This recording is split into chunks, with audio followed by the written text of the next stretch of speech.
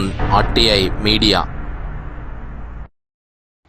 నమస్కారం, వార్తలకు స్వాగతం. ముందుగా ముఖ్యాంశాలు. MLC Varadu Kalyani press meet, TDP నేతలపై ఫైర్.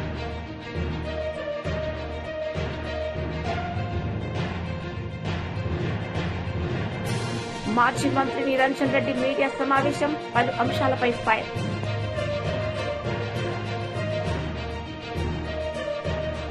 వైఎస్ఆర్సీపీ మహిళా విభాగం రాష్ట్ర అధ్యక్షురాలు MLC Varadu Kalyani press meet నిర్వహించారు. సందర్భంగా ఆమె మాట్లాడారు. ఎటువంటి ఆసరా ప్రభుత్వం నుంచి, ఎటువంటి భరోసా ప్రభుత్వం నుంచి లేక, రక్షణ లేక ఈరోజు గాలిలో దీపాల్లా వాళ్ళ మాన ప్రాణాలు ఈ రాష్ట్రంలో ఉండే పరిస్థితిని మీరు కల్పించారు. ఇలాంటి దాడులకి, ఇలాంటి ర్యాలీలకు కూడా మహిళల్ని వాడుకుంటూ వాళ్ళని రోడ్ల మీద తిప్పుతున్నారు మీరు. కాబట్టి ఎప్పటికైనా మీరు బుద్ధి తెచ్చుకొని మహిళల్ని అడ్డం పెట్టుకొని రాజకీయాలు చేయడం మానుకోండి. అలాగే ఇలాంటి చర్యలు మానుకోకపోతే ప్రజలే మీకు రానున్న రోజుల్లో తగిన బుద్ధి చెప్పడానికి సిద్ధంగా ఉన్నారని తెలియజేస్తున్నాను. ఇలాంటి ఆటలు, వక్రీకరణలు ఎంతో కాలం సాగదు. అవేవి శాశ్వతం కాదు. ప్రజలు అన్నీ గమనిస్తూ ఉన్నారు. ఎన్నో రాజ్యాల్ని, ఎన్నో ప్రభుత్వాల్ని ప్రజలు చూశారు. కాబట్టి అడుగడుగునా కూడా మీరిచ్చిన హామీలు అమలు చేయకుండా ఇలాంటి డైవర్షన్ పాలిటిక్స్ చేస్తూ పబ్బం గడుపుకోవడానికి ప్రయత్నిస్తే అది ఎల్లకాలం సాగదని తెలియజేస్తూ ఉన్నాను. ఫైనల్గా నేను చెప్పేది ఏంటంటే, మహిళల్ని ఇలాంటి దాడులకి మీరు ఉపయోగించుకునే బదులు వాళ్ళకి ఇచ్చిన హామీలు అమలు మీద దృష్టి పెడితే బాగుంటుందని తెలియజేసుకుంటూ, ఇలాంటి డైవర్షన్ పాలిటిక్స్, ఇలాంటి కుట్ర రాజకీయాల్ని ఎప్పటికైనా ఆపాల్సిందిగా మీకు తెలియజేసుకుంటూ సెలవు తీసుకుంటున్నాను.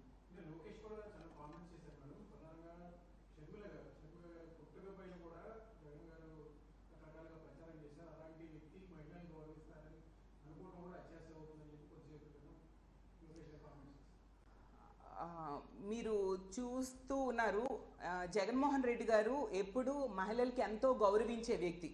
అసలు తెలుగుదేశం పార్టీ అధ్యక్షులైన చంద్రబాబు నాయుడు గారే కోడలు మగబిడ్డను కంటానంటే అత్త వద్దంటుందా అంటూ మహిళలు పుట్టుకునే కించపరిచిన వ్యక్తి మనందరం చూసాం. అలాగే ఆ రోజు స్పీకర్గా ఉన్న కోడెల శివప్రసాద్ గారు ఏమన్నారు ఆడది వంటింట్లో ఉండాలి, కారు షెడ్లో ఉండాలి అంటూ చాలా నీచంగా తక్కువ చేస్తూ మాట్లాడడం జరిగింది. ఎందుకు ఆ ఎమ్మెల్యే అయిన బాలకృష్ణ గారు ఏం చెప్పారు, మహిళలకి కడుపైనా చెయ్యాలి, ముద్దైనా పెట్టాలి అంటూ చాలా, అంటే మాటల్లో చెప్పలేనంత దారుణంగా మాట్లాడడం జరిగింది. ప్రతి సందర్భంలో కూడా మహిళల్ని కించపరుస్తూ మాట్లాడింది మీ పార్టీ నాయకులు. అలాగే మీ పార్టీ నాయకులు ఇష్టం వచ్చినట్టుగా మహిళల్ని తక్కువ చేస్తూ, అవమానిస్తూ, వాళ్ళకి ఇచ్చిన హామీలు అమలు చేయకుండా మీరు పబ్బం గడుపుకుంటూ ఉండే పరిస్థితి. మహిళా సాధికారత కోసం, మహిళా రక్షణ కోసం, మహిళలను ఆర్థికంగా ఉన్నత స్థానంలో కూర్చోబెట్టడం కోసం జగనన్న పెద్దపీట వేయడం జరిగింది. మహిళలకి ఎంతో గౌరవించే వ్యక్తి గౌరవ మా అధ్యక్షులైన జగన్మోహన్ రెడ్డి గారు అనేది ఈ రాష్ట్ర ప్రజలందరికీ కూడా తెలుసు. అసలు జగనన్న ముఖ్యమంత్రిగా ఉన్నంత కాలం కూడా తమ సొంత అన్న ముఖ్యమంత్రిగా ఉంటే ఎలాంటి భద్రతా భరోసా పొందుతారో అంతటి భద్రతా భరోసాని ఈ రాష్ట్రంలో ఉన్న మహిళలు పొందిన విషయం అందరికీ తెలుసు. అసలు కూటమి వాళ్ళు ఎన్నికల టైంలో చెప్పిన అబద్ధపు హామీలు నమ్మి ఓట్లేసిన వాళ్ళు ఈరోజు బాధపడుతూ ఉన్నారు. గుడిలో ఉన్న దేవుడిని వెలివేసి మళ్ళీ దేవుడు రావాలని ఇప్పుడు ప్రార్థన చేస్తున్నామే, అలాంటి పరిస్థితి మాకుందని ఈరోజు బాధపడుతూ ఉండే పరిస్థితి. జగన్మోహన్ రెడ్డి గారు ఈసారి ముఖ్యమంత్రి కాకపోవడంతో సంవత్సర కాలంలోనే ఎన్నో కష్టాలు ఈ రాష్ట్ర ప్రజలు అనుభవిస్తూ ఉన్నారు. ముఖ్యంగా మహిళలు అనుభవిస్తూ ఉండే పరిస్థితి మనం చూస్తూ ఉన్నాము. వీళ్ళ దిగజాడు రాజకీయాలకి, తప్పుడు రాజకీయాలకి మహిళల్ని వాడుకోవడం, దాన్ని మేము తీవ్రంగా ఖండిస్తూ ఉన్నామని తెలియజేస్తూ ఉన్నాము.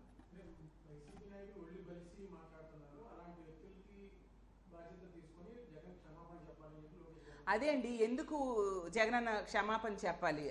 చంద్రబాబు నాయుడు గారి లాగా కోడలు మగబిడ్డను కంటానంటే అత్త వద్దంటుందా అనేసి ఏమైనా అన్నారా? లేదంటే కోడెల శివప్రసాద్ గారి లాగా ఆడది వంటింట్లో ఉండాలి, కారు షెడ్లో ఉండాలి అంటూ అలాంటివి ఏమైనా మాట్లాడినారా? లేదా బాలకృష్ణ గారి లాంటి మాటలు ఏమైనా అన్నారా? ఎప్పుడైనా మహిళల్ని పల్లెత్తి ఒక మాట అన్నారా? ఏ రోజు కూడా తల్లి, అమ్మ అంటూ ఎంతో గౌరవంగా మాట్లాడే వ్యక్తి. అంతేకాకుండా తన పాలనలో ఇచ్చిన హామీల్లో మ్యాక్సిమం లబ్ధిదారులుగా మహిళల్నే చేసిన సంగతి మనం చూసాం. ఆ ఇచ్చిన హామీల్లో 99% నెరవేర్చిన సంగతి కూడా మనం చూసాం. మహిళల్ని రాజకీయంగా, ఆర్థికంగా, సామాజికంగా ఉన్న స్థానంలో కూర్చోబెట్టారు జగన్మోహన్ రెడ్డి గారు. అలాగే తీసుకుంటే మహిళల రక్షణ కోసం పెద్దపీట వేయడం జరిగింది. ఇలా అన్ని రకాలుగా మహిళల్ని ఉన్నత స్థానంలో కూర్చోబెట్టిన వ్యక్తి ఎందుకు క్షమాపణ చెప్పాలి? వాళ్ళంతటా వాళ్ళదే కథ, వాళ్ళదే స్క్రీన్ ప్లే, వాళ్ళదే డైరెక్షన్ అంతా వాళ్ళదే అయ్యుండి మహిళల్ని వాళ్ళే పంపి ఆ మహిళల వెనక టీడీపీ కార్యకర్తల నుంచి దాడులు వాళ్ళే చేయించి మళ్ళీ తిరిగి మా వాళ్ళ మీద బ్లేమ్ చేయడం ఎంతవరకు సమంజసమని నేను అడుగుతూ ఉన్నాను. అంటే మహిళల్ని ఎంతసేపు ఇలాంటి ర్యాలీలకు వాడుకునే బదులు వాళ్ళకి ఇచ్చిన హామీలు అమలు మీద దృష్టి పెడితే బాగుంటుందని నా ఉద్దేశం అని తెలియజేస్తూ ఉన్నాను.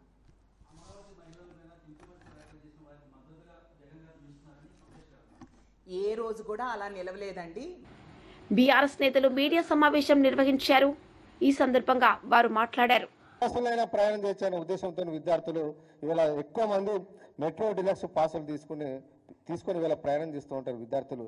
ఎందుకంటే కెరీర్లో ఒకదికు కాలేజీలో చదువుకోవడానికి, వేరే కోచింగ్లు పోవడానికి, ఆర్టీసీ బస్సుల కోసం, ఆర్డినరీ బస్సుల కోసం ఎదురు చూస్తే మిగతా ఏమైనా నేర్చుకునే యాక్టివిటీస్ ఆగిపోతాయనే ఉద్దేశంతో డబ్బులు కొంత ఖర్చు అయిన మంచి అని చెప్పి విద్యార్థులు వీళ్ళు మెట్రో డిలక్స్ బస్సులు తీసుకొని హైదరాబాద్లో లక్షలాది మంది విద్యార్థులు హైదరాబాద్లో వీళ్ళ మెట్రో డిలక్స్ పాసులు తీసుకుంటారు. అలాంటి విద్యార్థుల మీద ఇవాళ ప్రభుత్వం భారం వేయడం వల్ల దాదాపు నెలకు 350 రూపాయలు ఒక్కొక్క విద్యార్థి మీద భారం వేయడం వల్ల సంవత్సరానికి 630 కోట్ల రూపాయలు ఇవాళ విద్యార్థుల మీద అదనపు భారం పడడం ఇది సరైన పద్ధతి కాదని చెప్పి ఇవాళ ప్రభుత్వం డిమాండ్ ఇస్తూ ఉన్నాం. మీకు విద్యార్థుల మీద ప్రేమ ఉంటే వెంటనే తగ్గించాలని చెప్పి డిమాండ్ ఇస్తూ ఉన్నాం. ఎన్నికల ముందు మీరు చాలా హామీలు ఇచ్చారు. నిరుద్యోగులకు నెలకు 4,000 రూపాయలు నిరుద్యోగ భృతి ఇస్తా అని చెప్పారు. ఇప్పటికి 18 నెలలు కాంగ్రెస్ ప్రభుత్వం ఏర్పడ్డా నిరుద్యోగ భృతి మీద ఒక ఆలోచన చేయలే, ఒక క్యాబినెట్ లో కూడా డిస్కషన్ చేయలే. 10 పాస్ అయిన వాళ్ళకు 10,000 రూపాయలు నెలకు ఇస్తా అని చెప్పారు. ఇంతవరకు దాని మీద నిర్ణయం చేయలే. ఇంటర్మీడియట్ వాళ్ళకు 15,000, డిగ్రీ వాళ్ళకు 20,000, పీజీ చేసిన వాళ్ళకు 1,00,000 రూపాయలు ఇస్తా అని చెప్పారు. చదువుకున్న అమ్మాయిలకు స్కూటీలు ఇస్తా అని చెప్పారు. ఏ దాని మీద ప్రభుత్వం విద్యార్థుల ప్రయోజనం కోసం, విద్యార్థుల సంక్షేమం కోసం ఏ ఒక్క నిర్ణయం తీసుకొని ఈ ప్రభుత్వం ఇవాళ విద్యార్థుల మీద భారం వేసుడు మంచి పద్ధతి కాదని చెప్పి ఇవాళ ప్రభుత్వాన్ని ఇవాళ మేము ప్రశ్నిస్తా ఉన్నాం. ఒక దిక్కు ఉచిత బస్సుల పేరు మీద మహిళలకు ఉచిత బస్సు అంటున్నారు. అదే కుటుంబాలకు వచ్చిన బడుగు బలైన వర్గాలు, పేదవాళ్ళు, మధ్యతరగతి కుటుంబాల మీద ఇవాళ భారం వేసే ప్రయత్నం చేస్తా ఉన్నది.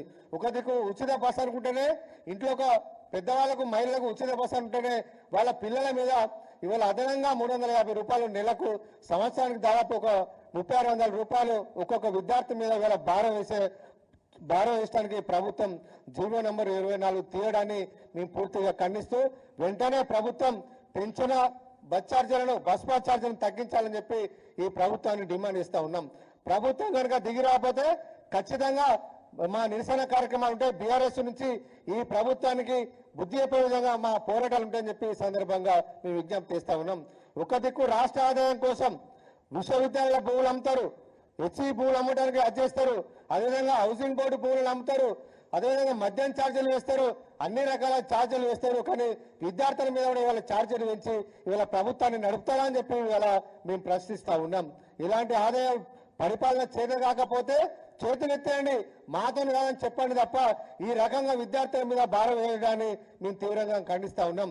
కాంగ్రెస్ పాలన అధికారంలోకి వచ్చిన తర్వాత ప్రజల జీవన ప్రమాణాలు ఏమైనా పెరిగినాయా? ప్రజల ఆస్తులు ఏమైనా పెరిగినాయా? ప్రజల యొక్క జీతాలు ఏమైనా పెరిగినాయా? మీరు ఆస్తులు పెంచిరా?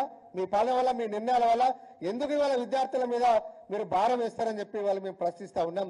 ఈ ప్రభుత్వానికి చిత్తశుద్ధి ఉంటే ఇప్పటికైనా వెంటనే దిగి వచ్చి పెరిగిన ఆర్టీసీ ఛార్జీలను తగ్గించాలని చెప్పి విద్యార్థుల మీద పడే భారాన్ని ప్రభుత్వమే భరించాలని చెప్పి వాటిని మినహాయించాలని చెప్పి ఇవాళ రాష్ట్ర ప్రభుత్వాన్ని మేము డిమాండ్ ఇస్తా ఉన్నాం.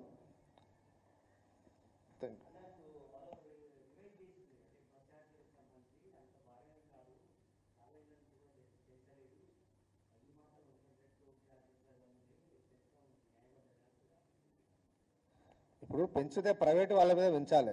ఇవాళ ఏపీఎల్ఐ డీసీఏపీ చైర్మన్ పిల్లి మాణిక్యరావు మీడియా సమావేశం నిర్వహించారు. సందర్భంగా ఆయన మాట్లాడారు.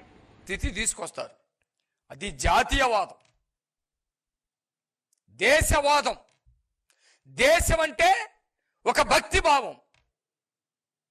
అట్లాగే రాష్ట్రానికి కూడా అమరావతి అనేది ఒక తల్లి లాంటిది. దేశానికి ఢిల్లీ ఒక తల్లి లాంటి దేశానికి తల్లి లాంటిది ఎట్లా అయిందో రాష్ట్రానికి కూడా రాజధాని అనేది ఒక తల్లి లాంటిది. రాజధాని అంటే అమరావతికి సంబంధించినటువంటి ప్రజలతో కాదు. రాజధాని అంటే శ్రీకాకుళంలో ఉన్నటువంటి ప్రజలది. రాజధాని అంటే విజయనగరం, విశాఖపట్నం, తూర్పుగోదావరి, పశ్చిమ గోదావరి, కృష్ణా జిల్లా, ప్రకాశం జిల్లా, గుంటూరు జిల్లా, నెల్లూరు, చిత్తూరు, అనంతపురం, కర్నూలు, కడప, ప్రతి ఒక్కరు కూడా నాది రాజధాని అనుకునేటువంటి భావం ఉండాలి. ఆ భావానికి విఘాతం కలిగించినటువంటి వ్యక్తి జగన్మోహన్ రెడ్డి. ఒక వికృత రూపాన్ని వీళ్ళ మధ్య పొడపచాలు తీసుకొచ్చి విభేదాలు సృష్టించి ప్రాంతీయవాదాన్ని తీసుకొచ్చి రాష్ట్ర భావాన్ని ముక్కలు చేయాలనుకున్నటువంటి వ్యక్తి జగన్మోహన్ రెడ్డి. దేశ భద్రతకి, దేశ సమగ్రతకి, దేశ సమైక్యతకి ఎవడైనా దెబ్బతీయాలనుకుంటే దేశం ఏ విధంగా ఎదురు దాడి చేస్తుందో ఈరోజు జగన్మోహన్ రెడ్డి రాష్ట్ర భద్రతకి, రాష్ట్ర ఆత్మగౌరవానికి, రాష్ట్ర గౌరవానికి ప్రతీకగా ఉన్నటువంటి రాష్ట్ర రాజధానిని వేశ్యలతోటి పోల్చాడంటే నిజంగా జగన్మోహన్ రెడ్డి మనిషి కూడా కాదు. మానవత్వం సంగతి అట్టుంచు, పశువులతో కూడా పోల్చకూడదు. ఒక వింత జీవై ఉండాలి, వికృత మనస్కుడై ఉండాలి, ఒక వికార స్వభావై ఉండాలి. నిజంగానే జగన్మోహన్ రెడ్డి ఒక వికార స్వభావి. ఈ దేశంలో అనేకమైనటువంటి రాజకీయ పార్టీలు ఉన్నాయి. ఆ రాజకీయ పార్టీలకి అనేకమైనటువంటి సిద్ధాంతాలు ఉన్నాయి. ఆ సిద్ధాంతాల ప్రాతిపదిక మీద ప్రజల్లో చైతన్యం తీసుకొచ్చి తద్వారా ప్రజలకి అండగా ఉండి అధికారాన్ని పొందాలని చూస్తారు. అధికారం పొందిన ప్రతి రాజకీయ పార్టీ అది దేశంలోనైనా రాష్ట్రాల్లోనైనా ఆ రాష్ట్ర ప్రజలకి మేలు చేయాలని, ఆ రాష్ట్రానికి గౌరవం తీసుకురావాలని, ఆ రాష్ట్ర ప్రజలకి అనేకమైనటువంటి అభివృద్ధి సంక్షేమ పథకాలు తీసుకురావాలని, ఆ ప్రజలు స్వేచ్ఛగా తిరగాలని, ప్రజాస్వామ్యాన్ని కాపాడాలని అనుకుంటాయి. జగన్మోహన్ రెడ్డి లాంటి వ్యక్తి కానీ, జగన్మోహన్ రెడ్డి లాంటి రాజకీయ పార్టీ కానీ ఈ దేశంలో ఎక్కడా లేనటువంటి పరిస్థితి. ఆయన రాజకీయ పుట్టుకే ఒక మారణ హోమాన్ని సృష్టించినటువంటి పరిస్థితి. తండ్రి మరణాన్ని ఆయనే కాంక్షించి అనుకూలంగా క్రియలు జరిపి తండ్రి మరణానికి కారణకుడైనటువంటి వ్యక్తి ఒక రాజకీయాలు ఎట్లా నడపగలుగుతాడు? నీతివంతమైన రాజకీయాలు ఏ విధంగా నడపగలుగుతాడు? ప్రజల క్షేమాన్ని ఎలాగా చూడగలుగుతాడని మేము ప్రశ్నిస్తా ఉన్నాం.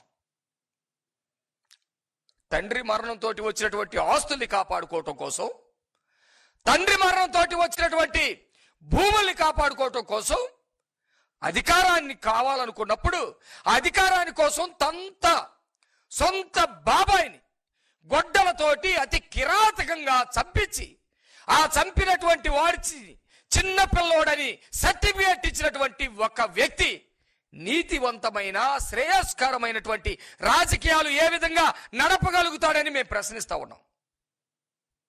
ప్రజలు గమనించారు, వికృత పోకళ్ళని గమనించారు. జగన్మోహన్ రెడ్డి వికృత పోకళ్ళని, జగన్మోహన్ రెడ్డి పరిపాలనని స్వయంగా చవిచూశారు.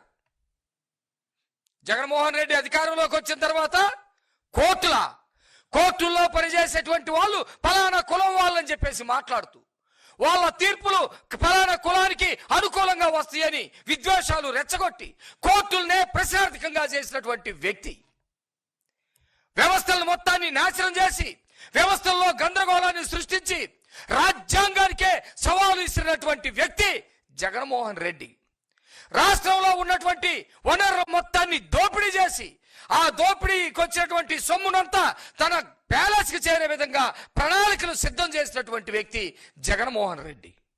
వీటిని మొత్తాన్ని చాటుగా పెడుతూ నీతివంతమైన నినాదాలు మాటున అరాచకాలు సృష్టించే విధంగా మంత్రులతోటి, ఆనాటి ఎమ్మెల్యేలతోటి ప్రత్యర్థుల యొక్క మానసికమైనటువంటి వేదనకి గురి చేసే విధంగా, వ్యక్తిగతమైనటువంటి హననం చేసే విధంగా, ఆడవాళ్ళ శీలాల్ని ప్రజల్ని శంకించే విధంగా ఆ 5 సంవత్సరాల పాటు రాష్ట్రంలో మానసికమైనటువంటి విధ్వంసానికి, ఒక ఆర్థిక విధ్వంసంతో పాటు మానసికమైనటువంటి విధ్వంసానికి తెరదీశాడు. ప్రజలు చూశారు. చంద్రబాబు నాయుడు గారు లాంటి మహానుభావుణ్ణి వ్యక్తిగతంగా కక్షగట్టి జైల్లో పెట్టించాడు. ప్రత్యర్థ పార్టీలు అనుకున్నటువంటి ప్రతి ఒక్క నాయకుడిని, అచ్చెన్నాయుడు గారిని, కొల్లు రవీంద్ర గారిని, లేకపోతే ప్రతి ఒక్క నాయకుడిని కూడా జైల్లో పెట్టించినటువంటి పరిస్థితి. ప్రజాశ్రేయస్ కోసం పనిచేసే, సమాజ హితవును కోరినటువంటి సంఘ సంస్కర్తలుగా ఉన్నటువంటి రంగనాయకమ్మ గారు లాంటి వాళ్ళని, దళితులైనటువంటి సుధాకర్ లాంటి వాళ్ళని. వైసీపీ లీడర్ మీడియా సమావేశం నిర్వహించారు. సందర్భంగా ఆయన మాట్లాడారు. తెలియజేస్తున్నాను తెలిసి కూడా వాళ్ళందరికీ నమస్కారం పెట్టేసి పోయిన ఘన చరిత్ర ఉన్న జగన్మోహన్ రెడ్డి గారిని మీరు కావాలని చెప్పేసి మహిళల ముసుగులో రాజకీయం చేయాలని చెప్పి అనుకోవడం నిజంగా చాలా బాధాకరం. ఒకటే గుర్తుపెట్టుకోండి, మీ మీద వ్యతిరేకత స్టార్ట్ అయింది. ఈ వ్యతిరేకత ఈ ప్రకాశం జిల్లాలోనే ఈ రైతులందరూ తెలియపరిచారు. దాన్ని తట్టుకోలేక దీన్ని డైవర్ట్ చేసుకోవడం కోసం నానా రకాలు పెడుతున్నారు. దయచేసి కూటమి నాయకులకు దయచేసి ఆపండి, ఇటువంటి చర్యలు ఆపండి. ఈ కార్యక్రమంలో కావాలని చెప్పి రాళ్ళు దాడి చేయడం వల్ల మా కార్యకర్తలు కూడా ఇబ్బంది పడ్డారు, తలలు కూడా బయలుపోయినాయి. వాళ్ళు కావాలని చెప్పి ఈ శాంతి పద్ధతులని ఇబ్బంది చేసుకోవడం కోసం, మేము పెట్టిన ప్రోగ్రాం డైవర్ట్ చేసుకోవడం కోసం ముందు వాళ్ళు ఇవన్నీ పెట్టారు. అసలు వాళ్ళే మహిళలు రాకపోతే శాంతియుతంగా ర్యాలీ బాగా చక్కగా జరిగిపోయేది.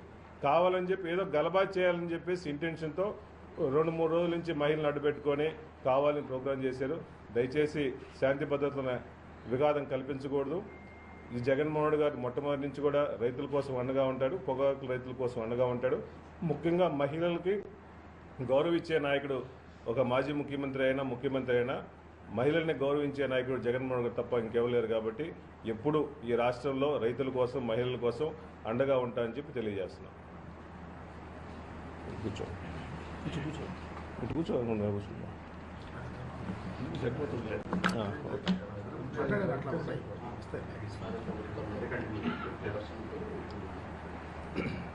అందరికీ నమస్కారం.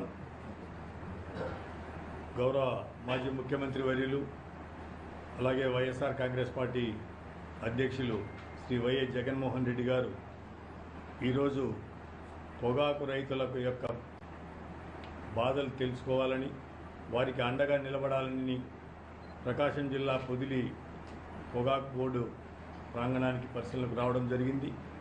ఆ సందర్భంగా అక్కడికి విచ్చేసిన రైతు సోదరులకు, సోదరిమణులకు, వైఎస్ఆర్ కాంగ్రెస్ పార్టీ నాయకులకు, కార్యకర్తలకు, అభిమానులకు, అలాగే ఆ కార్యక్రమానికి సహకరించినటువంటి మా జిల్లా అధ్యక్షులు శ్రీ బూచేపల్లి శివప్రసాద్ రెడ్డి గారికి, శాసనమండలి సభ్యులకు, శాసనసభ్యులకి, అలాగే మా పార్టీ శాసనసభ్యులకి, శాసనమండలి సభ్యులకి, మా పార్టీ నియోజకవర్గ బాధ్యులకి, ప్రతి ఒక్కరికి కూడా ప్రత్యేకంగా ధన్యవాదాలు తెలియపరచుకుంటా ఉన్నా.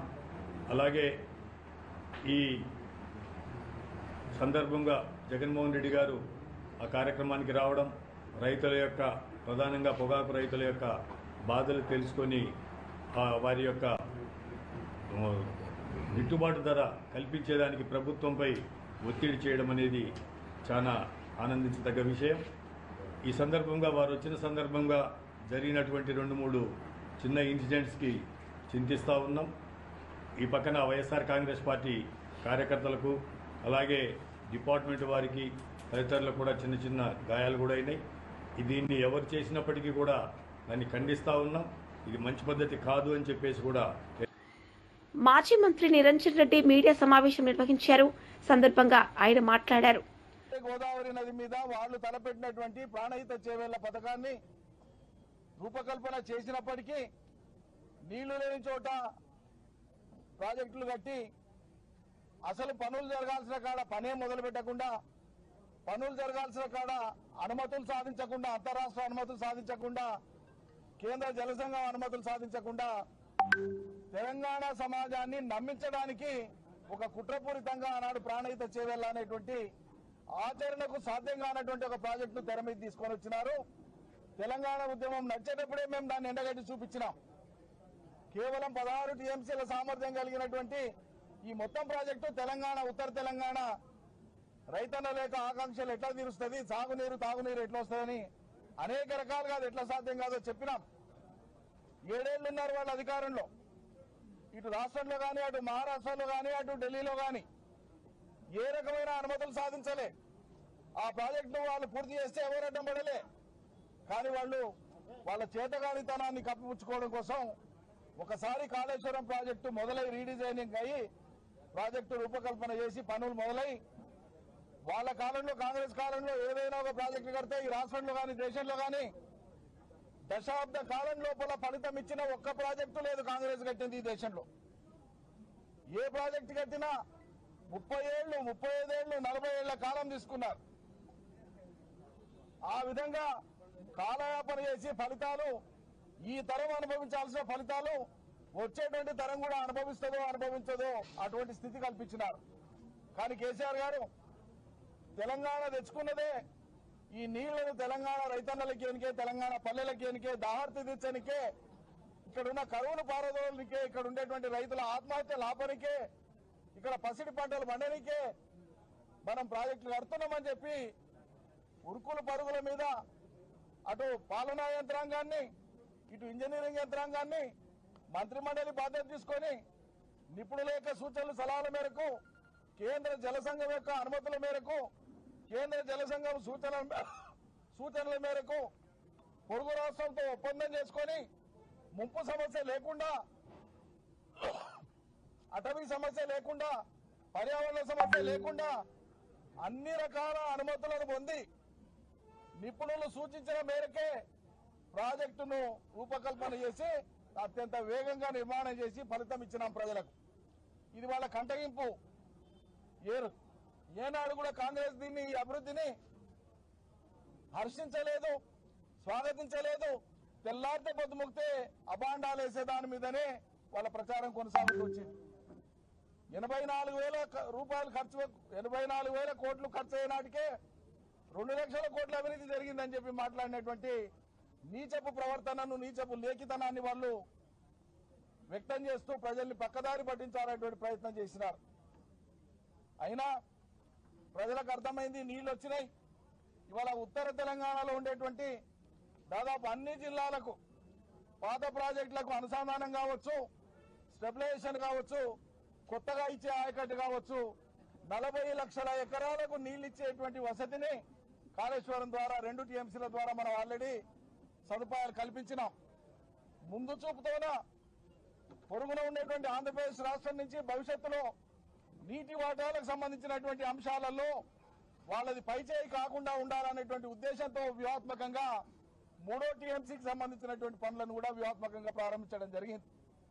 ఇవన్నీ తెలంగాణ ప్రజల మేలు కోసం చేసినటువంటి, తెలంగాణ ఆర్తితోన ఆ కడుపులో ఉండేటువంటి ఆ తెలంగాణ ప్రజల పట్ల ఉండేటువంటి ఆ ఆర్ద్రతతోన చేపట్టినటువంటి కార్యక్రమాలు. కానీ ఇవాళ కాంగ్రెస్ పార్టీ అధికారంలోకి వచ్చిన తర్వాత కాళేశ్వరం నీళ్లను సకాలంలో రైతులకు ఇవ్వకుండా, కేవలం కాళేశ్వరం అంటే ఒక బ్యారేజ్ కాదు, మీ అందరికీ తెలుసు, ప్రజలందరికీ తెలుసు. కాళేశ్వరం అంటే ప్రాజెక్టుల సమూహం లేదా సముదాయం. ఇది ప్రాజెక్టుల సముదాయం. 3 పెద్ద బ్యారేజ్లతో పాటు, రిజర్వాయర్లతో పాటు, అండర్ గ్రౌండ్ టనల్స్ తో పాటు, ఓపెన్ కెనాల్స్ తో పాటు, పంపింగ్ స్టేషన్స్ తో పాటు మైళ్ళ కొద్ది దూరం నడిచేటువంటి డిస్ట్రిబ్యూటరీ నెట్వర్క్ తోన ప్రపంచంలోనే అత్యద్భుతమైనటువంటి ఒక మేజర్ లిఫ్ట్ ఇరిగేషన్ ప్రాజెక్టును ప్రపంచానికి, సాగునీటి రంగంలో ప్రపంచానికి పరిచయం చేసినటువంటి ఘనత కేసీఆర్ నాయకత్వాన బీఆర్ఎస్ ప్రభుత్వం చేసింది ఆనాడు. దీన్ని హర్షించాల్సింది పోయి కేంద్ర జల సంఘం నిపుణులు ఆనాడు ప్రాజెక్టు సందర్శించి వాళ్ళు చెప్పినారు, it is an engineering Marvel అన్నారు. ఇంజనీరింగ్ వ్యవస్థలో ఇది మా అద్భుతమని కొనియాడినారు. ఆనాడు ఉండేటువంటి గవర్నర్ నరసింహన్ గారు పోయి కాళేశ్వరం దీని యొక్క అద్భుతం, ఇది భవిష్యత్. వార్తలు ముగించే ముందు ముఖ్యాంశాలు మరోసారి. MLC Varadu Kalyani press meet, TDP నేతలపై ఫైర్.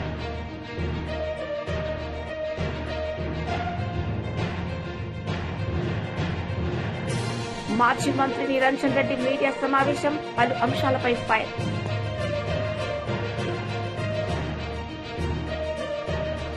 ఈ వార్తలు ఇంతటితో సమాప్తం. తిరిగి ప్రసారమయ్యే వార్తలు మళ్ళీ కలుద్దాం. అంతవరకు సెలవు. నమస్తే.